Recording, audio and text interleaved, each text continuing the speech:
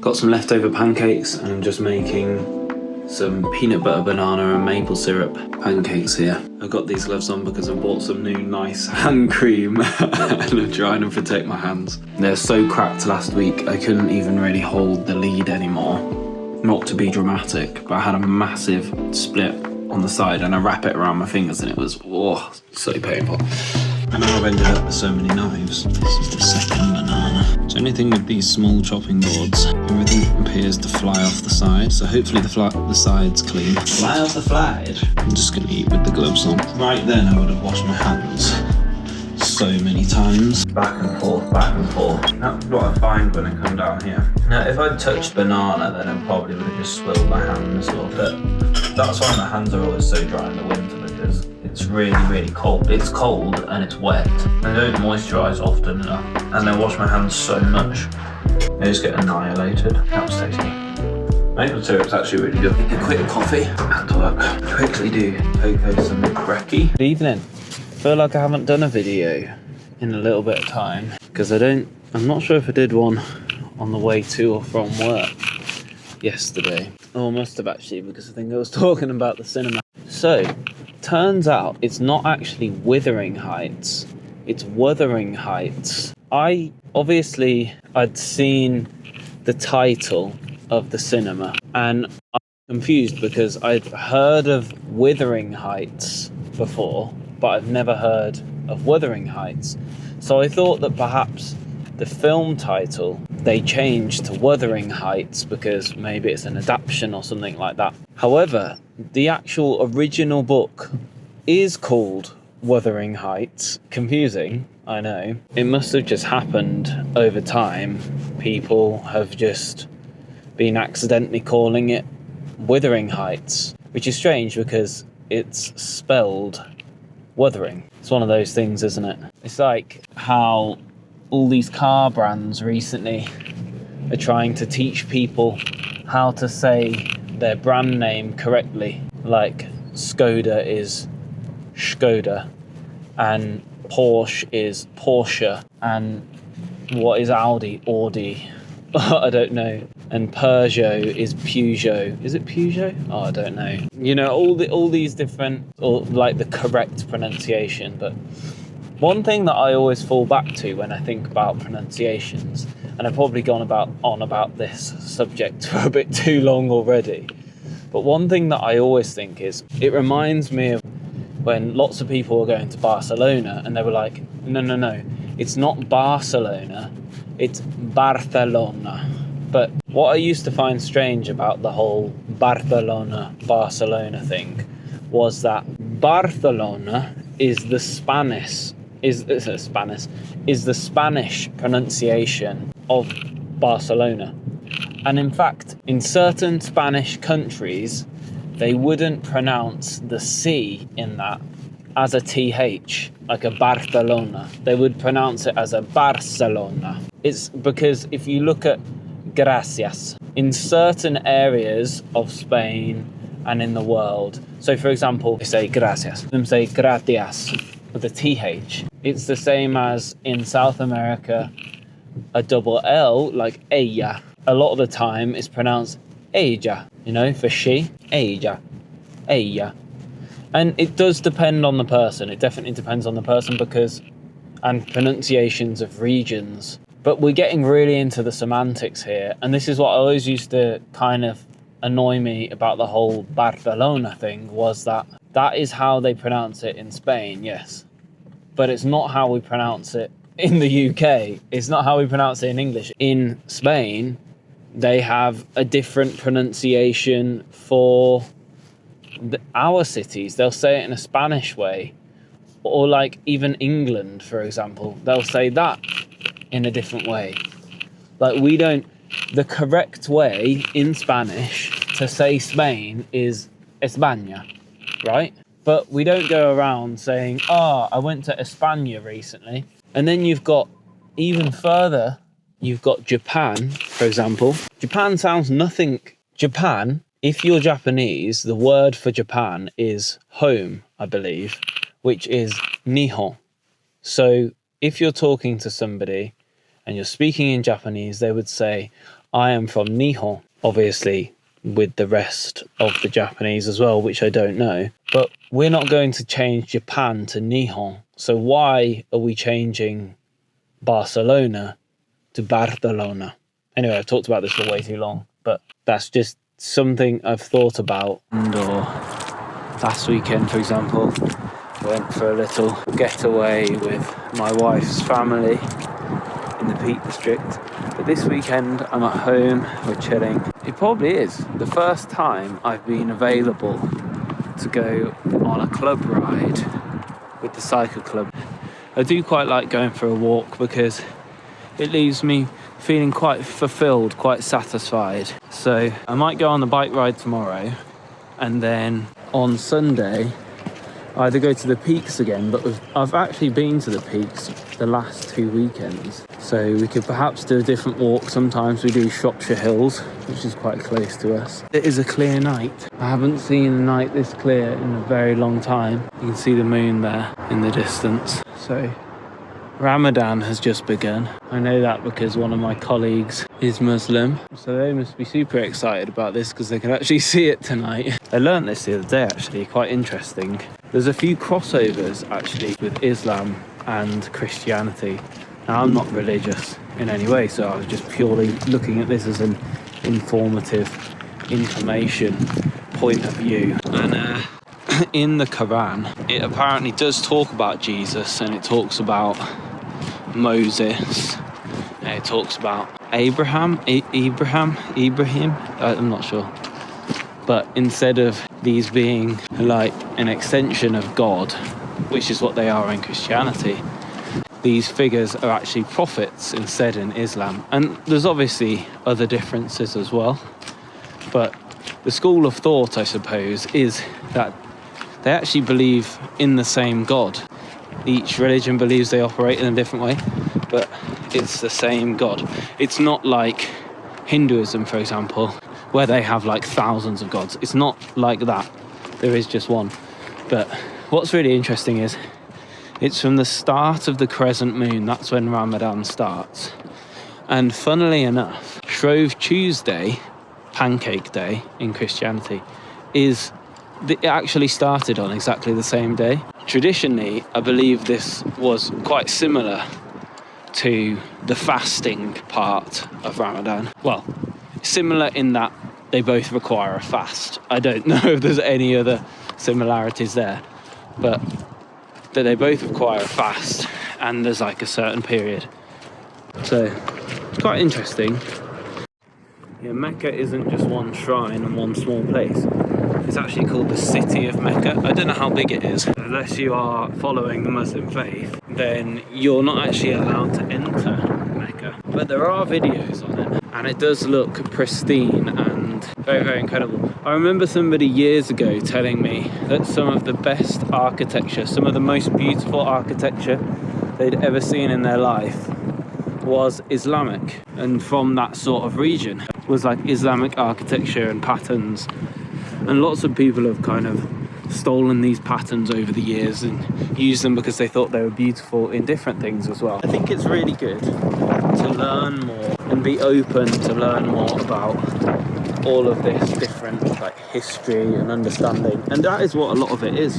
You know, a lot of it is history. These teachings come from they're thousands and thousands of years old, which is insane. They're some of the oldest books and stories in the world, and a lot of them I don't know. So I was actually thinking of recently getting an audio book and listening to the Bible, because I don't think I've ever listened to the Bible, and listening to the Quran, maybe listening to a few others as well. Not for any reason other than I was just like a little bit interested in knowing how the whole thing works. But I do get it in a way, like if you're part of something, part of a community where you have lots of friends and you meet up often, and you know there's always someone there to chat to, that makes sense. That's a really great community. That's like my cycling club. So I can see why some people get into religion for the community side of things, and people 100% do. There's lots of people that are part of certain faiths that believe in part of it but don't believe in another. And sometimes that can be because yeah, they like the community, or sometimes it can be, they're supporting another family member who enjoys going to the community and they join as well to keep them company. There's so many different reasons to be part of certain communities. I now have nearly everything that I need to make V60. I have a new coffee carafe from Kinto, this is a 4-person carafe, which is big enough if I wanted to brew the max amount that I could from the V60 size 2 that I've bought. I've also purchased a different cup, a slightly larger cup than my teacups from Kinto for drinking coffee, and I chose glass again so that the container that it's in don't infuse with the flavour of the brew.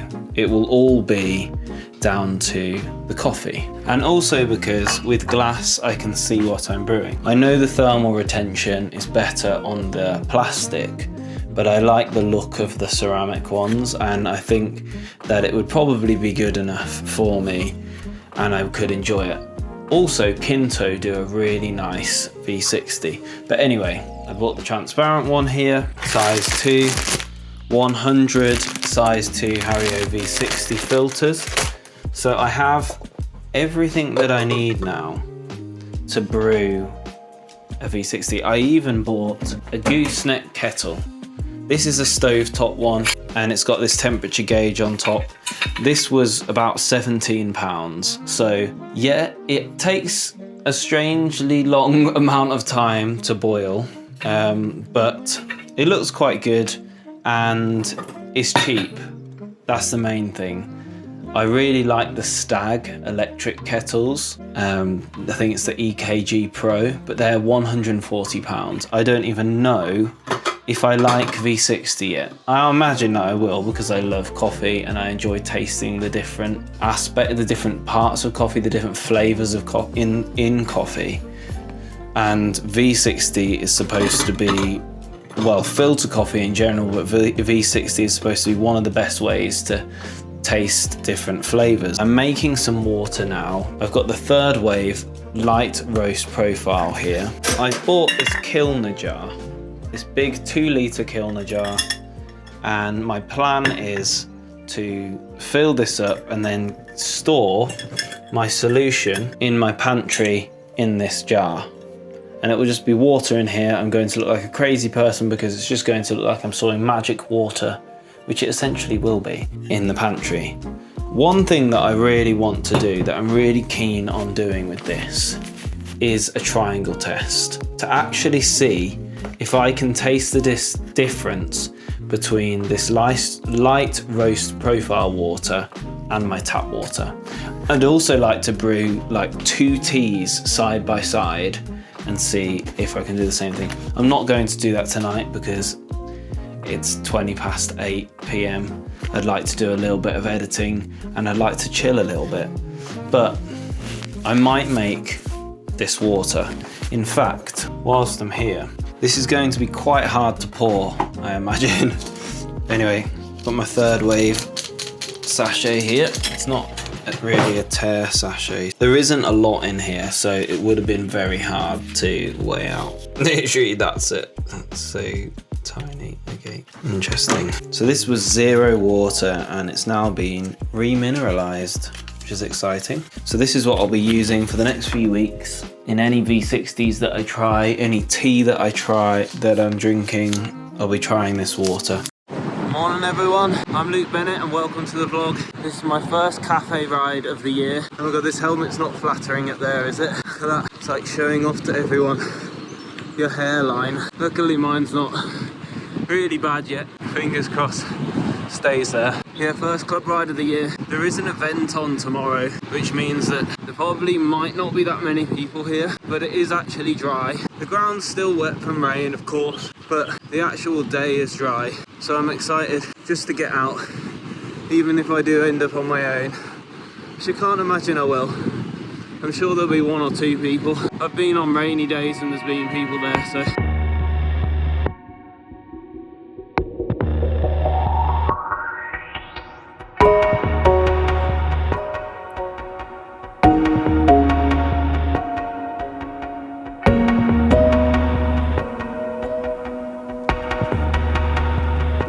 a successful cafe ride. My first one of 2026. I didn't get dropped, which is a win. I did spend some time at the front, but it was quite difficult. So I think I've got a lot of fitness to make it before the chain gang starts at the end of March, which is only about a month away now. I think if I got on training, even if I just did 2 times a week, that'd be better, wouldn't it?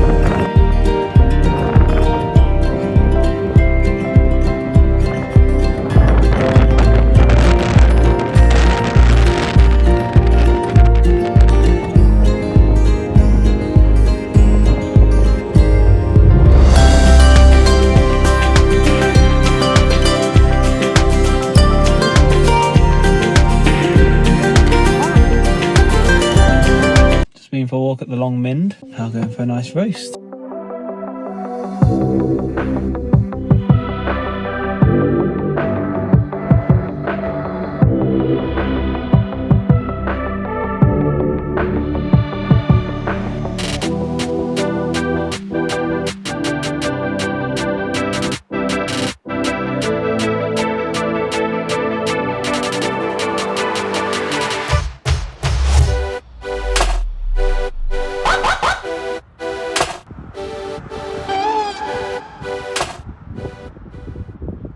Just been to the dentist. Oh, there's an ambulance. Oh no, it's not an ambulance. Police. Oh no, it is an ambulance. I was going to say it sounds like an ambulance.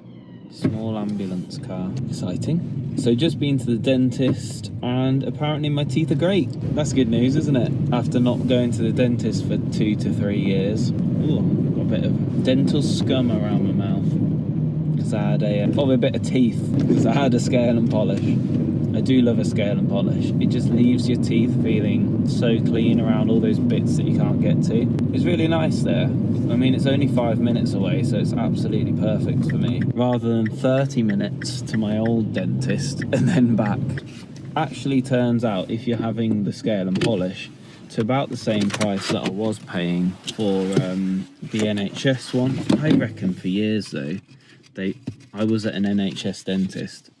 And perhaps I wasn't an NHS patient there, which is pretty annoying. Usually a checkup is about 20 something pounds, I think, with NHS, and maybe like £50 with the scale and polish. I think they give you the scale and polish included with the 23 or 25 pounds on the NHS. But it's only if you need it, and if you want it as extra, which I think happened a few times, then yeah, they charge you then like £25 for it. What are you doing there? You jumped over. Oh dear. That's very naughty, isn't it? You're very naughty. You're very naughty naughties. Oh dear. I'm alright at reading maps. I'm not brilliant when it comes to terrain and things like that, and I rarely use a compass now because I've got my phone. You know, oh, where are we? Google Maps, GPS location. You know what I mean? I don't really need a compass when I'm just like casually hiking about. Plus, if you know where you are on the map, you don't really need a compass anyway. Not in the UK, because you can usually see the shape of a field that's marked out by fences. If I was like in the complete middle of nowhere and I didn't have GPS location, then yeah, compass would be massively useful. But you can get GPS nearly anywhere now. Even when I went to Patagonia, where I thought, oh, there won't be much signal. To be fair, some of the places, the signal is better than what I get in my village here, which is absolutely insane. I'm in the middle of nowhere in Patagonia. Yeah, I'm on a road, but in the middle of nowhere. It's 5G. 5G. The speed, the mobile internet speed was faster in some places in the middle of nowhere in Patagonia than it is if I walk out my front door here. If I disconnect from Wi-Fi here, it's a nightmare. If I drive from here to the next village, I get absolutely no coverage at all the whole entire way. I've done it before. I'll post on YouTube whilst I'm in the car, ask my wife to drive so that I can do it, and nothing. I can't even load the video. It is just insane. I'm going to enjoy this sweet corn. This is my breakfast, even though my lunch I usually have. I do usually have my lunch in about an hour and a half. Green Giant. I swear there was an advert. This week, I don't particularly have anything going on, but I actually feel more settled today than I have done in quite a while. And I think a lot of that is to do with my editing feels very on track this week. This week I tried for the first time a radio edit, which basically means that you edit all of the audio first. And I've been using this new technique for editing through my content for about a week now, for about 2 weeks now, where it's called a pancake edit, where you bring in every single bit of footage into the timeline, and then I create captions from that, and then I put those captions into Gemini, and I ask Gemini to summarize it. I don't know what bird song this is, but this bird song always reminds me, it kind of sounds like a creaky swing that needs a bit of greasing. This bird song always reminds me of playing in my auntie's garden when I was younger.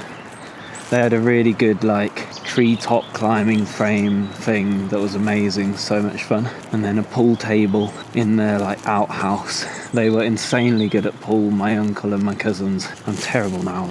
Same as ping pong. Used to be alright at ping pong. I don't even know if we'll be able to hit the ball. This really isn't that bad. I think that it will start to get bad for me around, very quickly I think. Maybe 220. Or 240. My previous FTP was 230, but that was in summer, so that means that I can hold that for around an hour, technically, is what it's trying to say. So 230 would have been a relatively easy wattage for me to hold for a minute, if I can hold it for an hour. But I reckon my FTP now, if I was to take a guess, would be about 195. That's what it's been before with no training. Been around 190, so I'd say I'm now above what my FTP will probably be. And you can see on the screen there's an average. Now that average isn't what my FTP will be. It will take that average and it will do a calculation on it. And if I was to stop now, my FTP would actually be less than 180 watts. Might be 160 or something. I don't know if I'll make it to 300. Come on, this is gonna be it, I think. Come on. Oh, that's it. Oh, that's it. I'm done. 2, 3, 4. That was better than I was expecting. I have no control, essentially. I'd love to get one of those things where it's what a lot of people use for retrieval training and hunting training or shooting training with gun dogs. It actually uses a little cartridge, fires off quite loudly. It could partly be to get the dog used to the sound of gunfire. Also, I think it just needs a lot of propulsion for the toy. But I'd like to get one of those things because I think she'd enjoy those. So I can fire it and it literally goes so far.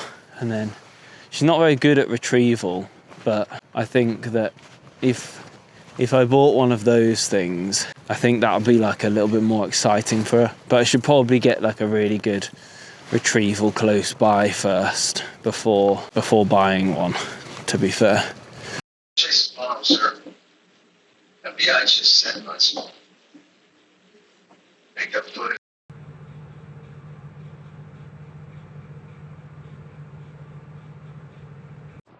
This is a new forest that someone's planted, and you can see this looks well walked. So, oh my god, there's a creepy scarecrow in there. Look at that. Don't get stuck in the reeds, please. Let's go. Oh, there is a deer there. Come, let's go. This way.